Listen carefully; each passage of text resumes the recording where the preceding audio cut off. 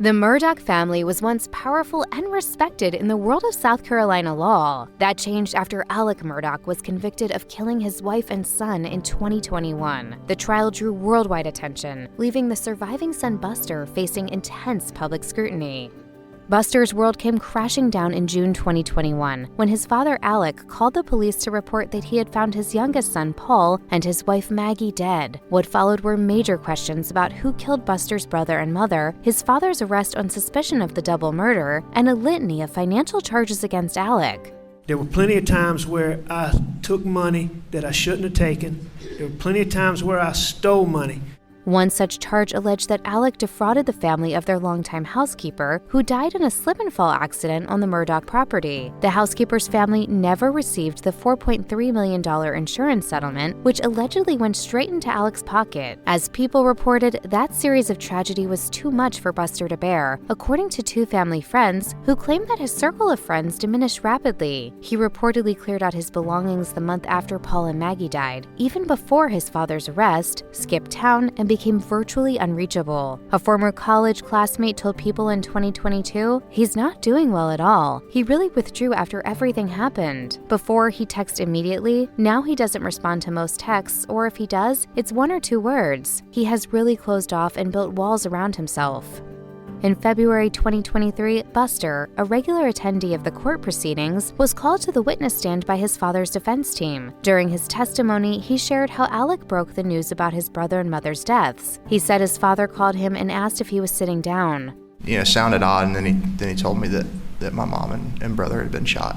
Buster then described his father's emotional state when he arrived home later that night. He was destroyed. He was heartbroken. I walked in the door and saw him and gave him a hug. When the prosecutors suggested that Alex said, "I did him so bad," in reference to Paul during a police interview, Buster said he believed that his father actually said, "They did him so bad." Regarding claims that Alex intentionally left his cell phone behind, Buster testified that service at the house was spotty and that his father sometimes misplaced his phone.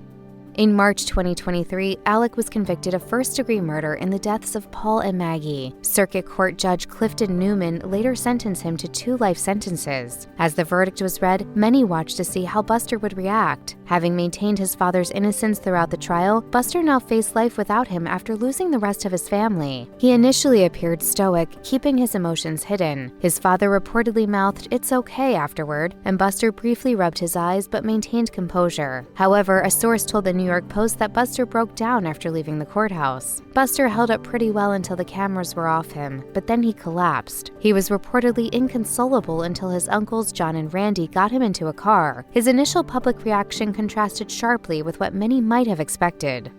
During Alex's trial, Buster also faced speculation about the death of his former high school classmate Stephen Smith. The 19-year-old was found dead on a South Carolina roadside in July 2015, with his car located 3 miles away and its gas cap dangling. Stephen's death was initially ruled a hit and run, despite little evidence. The case was reopened during Alex's trial because the Murdaugh name came up in investigator interviews. Well, it's not going to bring Stephen back, but I will have a peace of mind to know whoever did this is going to pay. According to CBS News, Buster's name appeared dozens of times in the original case file. He denied involvement, stating, "These baseless rumors of my involvement with Stephen and his death are false. I unequivocally deny any involvement in his death, and my heart goes out to the Smith family." Buster has never been charged, but speculation persists online and in the media. Nobody's looking for answers. Stephen's had no justice. After his mother and brother were found dead, Buster and his longtime girlfriend, Brooklyn White, went to the Murdaugh hunting lodge to be with Alex. In his 2023 testimony, Buster said he hadn't returned to the property since that night. He also never returned to the family's Edisto Island beach house where his mother had stayed. Buster also avoids his hometown of Hampton, citing harassment. According to the state, he told his father Alex in a recorded phone call, "I get stopped and yelled at all the time. I got cussed at in the gas station the other day." In 2023, Buster and Brooklyn bought a 3-bedroom home for $450,000 in Bluffton, South Carolina. 2 years before Paul and Maggie were killed, the Murdaugh family faced scrutiny over a tragic boating accident. In February 2019, Paul and friends, including 19-year-old Mallory Beach, were on the family's boat when it crashed into the Archers Creek Bridge in Beaufort, South Carolina. Paul, reportedly under the influence, was driving. We had all made it a point to say to him, you need to let Connor drive or you need to let Anthony drive, but he wouldn't listen to anybody.